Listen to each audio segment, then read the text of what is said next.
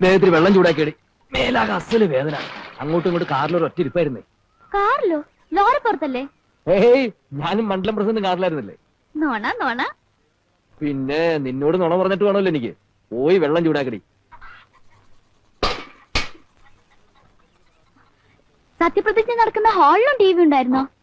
ഹോളിലെന്തൊരു T V? ചടങ്ങ് നമ്മൾ നേരിട്ട് കാണുകയല്ലേ. ചടങ്ങ് കഴിഞ്ഞ ഉടനെ തന്നെ CM ന്റെ അടുത്ത് വന്ന് തോളി തട്ടിട്ട് പറഞ്ഞു, വെൽ ഡൺ മൈ ബോയ്. ഹോ, ഞാനത് കോരി തെറിച്ചു പോയി.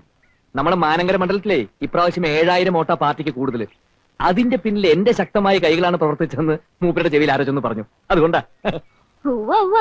ഞാൻ ചോദിച്ചത് അതല്ല. ചടങ്ങ് ടി വിയിൽ ക്ലിയർ ആയിരുന്നില്ല, മങ്ങലുണ്ടായിരുന്നു എന്നൊക്കെ പ്രകാശേട്ടൻ പറഞ്ഞില്ലേ?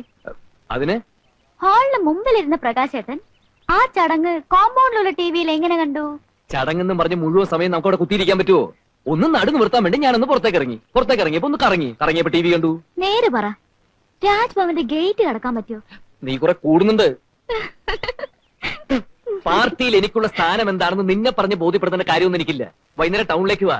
കൃതജ്ഞതാ സമ്മേളനത്തിന് ഞാൻ നടത്താൻ പോണ ഗംഭീര പ്രസംഗം കേൾക്കുമ്പോൾ നിനക്ക് മനസ്സിലാവും ഞാൻ ആരാണെന്നുള്ളത്.